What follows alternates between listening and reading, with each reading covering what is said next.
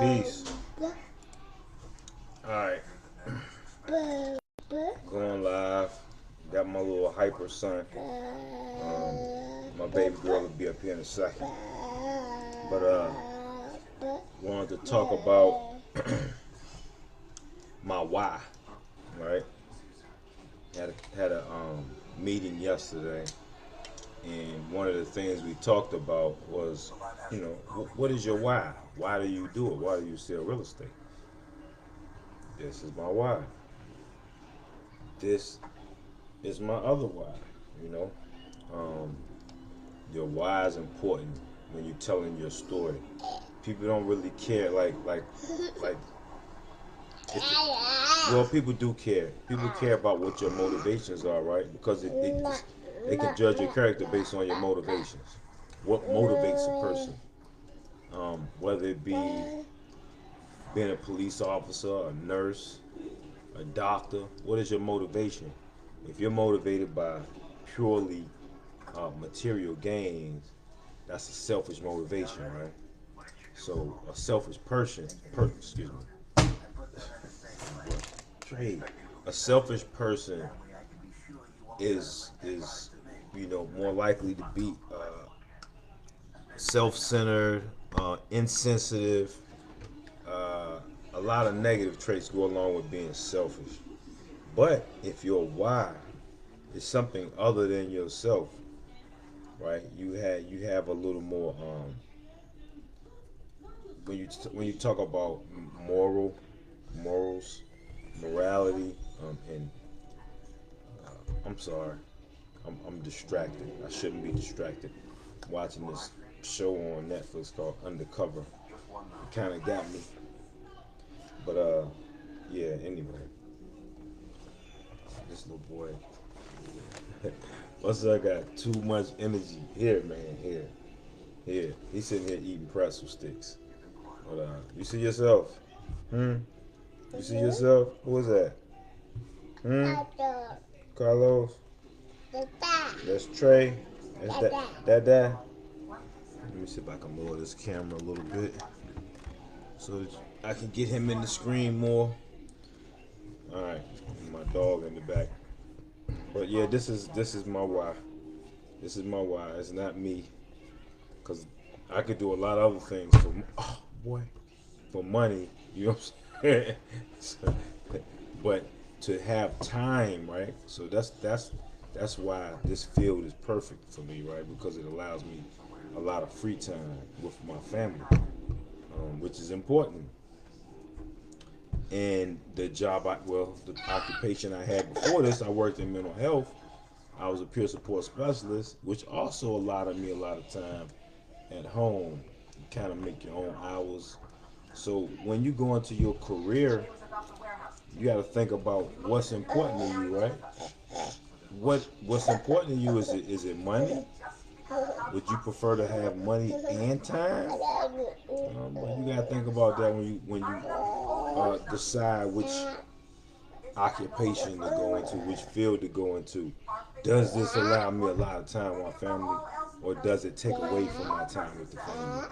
Is it worth the sacrifice? Sometimes you have to make those sacrifices, right? You have to sacrifice time at home to put yourself in a situation financially, right? Everybody's not in a position where they can, sacrifice that money for their time. But if you are, or if you're making a career move, think about what that means. Does that mean more time with the family or less? So hyper. Your daddy boy, though. He like to be up on his daddy. Alright, my phone. Say Dada. Dada. Dada. His first words and his favorite words. Dada. Yeah, but and the reason why I did this video, I had a showing. I had my kids. and I couldn't do the showing because I had my kids and I didn't have anybody to watch the kids for me. In my meeting yesterday, I learned about a woman um, who was the top selling agent in her state or her city, right? And she did it with her kids. They said she would take her kids on showings. She would take her kids to meetings and stuff. You know, like so it became a part of her. You know, she was doing what she was doing for her children, but she was doing it with her children. So don't be surprised. Uh oh, dropped it. Uh oh. Don't be surprised if you start seeing me with my kids.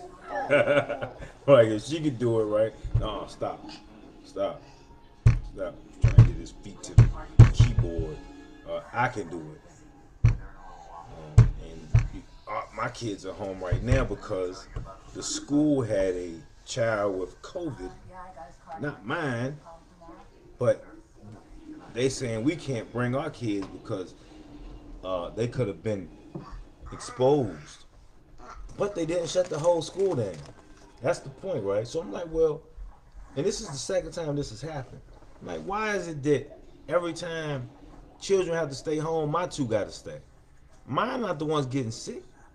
Oh well, one of the kids could have possibly come into contact with your child, and because your child is has a sibling, the sibling can't come to school either. I'm like, well, even though we're not testing positive, he shut himself in the room, man. He'll be yelling to get out now. He's like, he can shut a door, but he can't open it. But you know, it's unfortunate that it's happened twice now. It's happened twice now. So we are removing our kids from that location without a doubt. Like without a doubt, business is business, and I don't like the way they conduct it. So yeah, they are definitely leaving that location. It's not I just see like the school's open right now. Kids are there, but mine aren't. You know, mine can't go. Although mine don't have COVID. You know, and another funny thing. Hold up. We let him out because he's shutting himself in. Now, I want to make this make sense, right? Yeah. I want to make this make sense. Now, to tell me if I'm wrong, right? But if I paid for 4 weeks, I paid for 4 weeks in advance, right? So a child gets COVID, and my child can't come to school for a week, right? Should I be reimbursed for that week that I was not I didn't have my child at your center? Should I be reimbursed for that week? They decided that they want to go reimburse people, right? So like, hold up. I paid you for 4 weeks. You delivered 3. I want reimbursement for that week, or add it on to my next week. You had something got to give, you know, because it wasn't my fault that my child couldn't come to your school. It was you who couldn't deliver on your end of the contract. It wasn't me. So, you know, they thought we was just going to accept that. Nah, I'm not laying down. I'm not accepting it just because you say this how it's going to go. No, we going all the way to the top with this, you know. So I need to know who I need to speak with, other than yourself, who can help me with, you know, procuring my money, because you're gonna give me my money back. You know, there's no way you gonna bill me for something and then don't deliver all of it and think you're not gonna return some of my funds to me.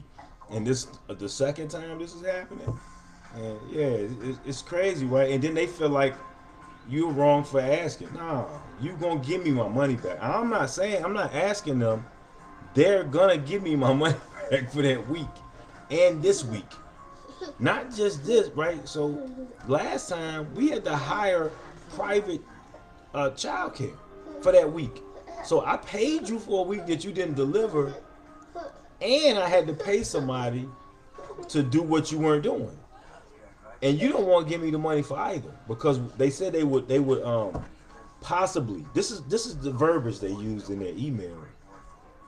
They would possibly, or they would look into reimbursing families who had to hire private child care up to $100 a day. Up to $100 a day. And so that's what we found somebody who's willing to watch them daily for a couple days, 3 or 4 days for $100 a day. So that's what we had to pay. And then these people sent the email and said, "Oh well, we've decided we're not going to reimburse anybody." Huh? What?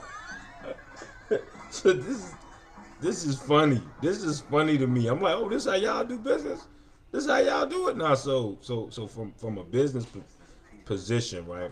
I understand that what runs a business, what is going to determine whether or not a business survives or fails, is customer service. I'm a customer at this company, right? They provide child care. We utilize their child care. We utilize their schools. Trey man, Carly, if you come on the step, come on, so he don't be standing steps like that.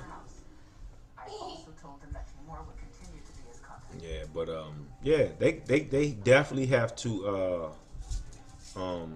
appease their client base, their customer base. Say hello, baby girl. Hello. Tell them your name. My name is Carlia. Carlia what? Carlia Demetria Parks. No, your mama's name is Demetria. Your name is Carlia Michelle Parks. My daughter is trying to take my wife's name, like really legitimately trying to say her name is Carlia Demetria. Her name is not Carlia Demetria. Her name is Carlia Michelle. She has her mother's middle name, but she want her mom's first name for some reason. What's your name? Carlia what? Carlia Michelle Parks. Thank you, baby girl. Thank you. And she is my adorable little baby. And what type of business do you have? I don't have no business. Yes, you do. What's that behind me? Huh? What do we sell? Carlia's hair bun covers. All right, look at the screen and tell them. Get back over there where you was at so you can see yourself on the screen. Now, what is it that we sell? Carlia's hair bun covers. Carlia's hair bun covers? What is a Carlia's hair bun cover? Show them on the wall. What do Carlia's hair bun covers do? You put them on your head. You put them on your head when your hair is in a bun? Thank you. Boy. Stop climbing up on everything. If you stop climbing up on stuff, you'll stop falling. I'm not picking you up. You the one wanting to climb up on everything. You want to climb on everything. I done lost my train of thought. Oh, these people giving me my money back. Yeah, they gonna give my money back. Yeah, but Trey, what do you want to do? Like 1 minute he want to be picked up, next minute he want to get put down. What you want to do? We ain't gonna do this, little boy. Put your feet down. Stand on your own. Nothing.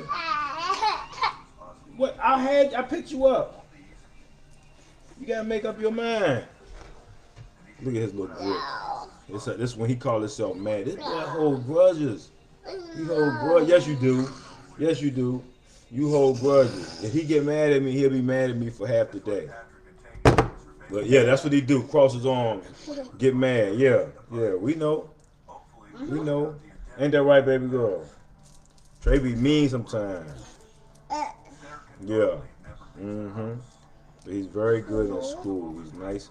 Even though he's the biggest child in his class, he's the nicest and the sweetest little child in the class. Yes, you are. Go ahead. All right, here she go. She wants to be the baby, even though she's 4. No. She wants to be the baby, even though No, Trey I baby. don't. Yes, you do. You No, want I to be the baby. don't. Yes, you do. No, I don't. Yes, you do. Oh, look at my little baby. I'm not a baby. Look at my little baby. I'm not a baby. Who's the baby? Trey going down the steps. Alright. Trey going down the steps. He leaving you. Yes, he is. Trey leaving you. Where you going, little boy? See, now that he can walk up and down the steps, you can't keep him off of them. It's up and down, up and down. He just up and down the steps. He slide down the steps on his butt though, so I don't really worry about him falling or nothing. But so now I'm gonna start using her to sell houses. You gonna help me sell houses? Okay. Who gonna say no to her? You know what I'm saying? Like, I show up and be like, look, baby girl, go get in my car. She will give him my car. Be like, look, are you interested in selling your home? I wasn't, but now that you brought her over here, I think we'll go ahead and sell. So that's the plan. That's the plan. But since I don't have many eyes on this video. Most people watch my videos after, they don't watch them when they're live. But my plan, right? First of all, in order to be, confident in anything, right, you need knowledge, right? Knowledge produces confidence. If you know what you're doing, you're confident in yourself because you know you've accumulated enough knowledge to be strong in your field, right? That's how I feel about real estate. I've learned so much about real estate, but I'm always learning. I learned yesterday. I learned a nice little trick that I can't wait to employ right in my negotiations. So you gotta have an agent who you never want somebody who knows everything because you can't teach them nothing. Oh, you know everything? All right, okay, well, you don't need me talking. Nah, never have that person who just knows everything. Have that person who knows a lot and is willing to find out the answers to whatever questions you have. See, I answer all questions that I know the answer to. If I don't know the answer, trust me, I will find it. I will get it. I am very diligent when it comes to, doing the knowledge to whatever situation I'm in. So with real estate is perfect for me. I love to learn. It allows me to learn something that was foreign to me, right? What are you doing? What are you doing? She's a little. I got a little girl.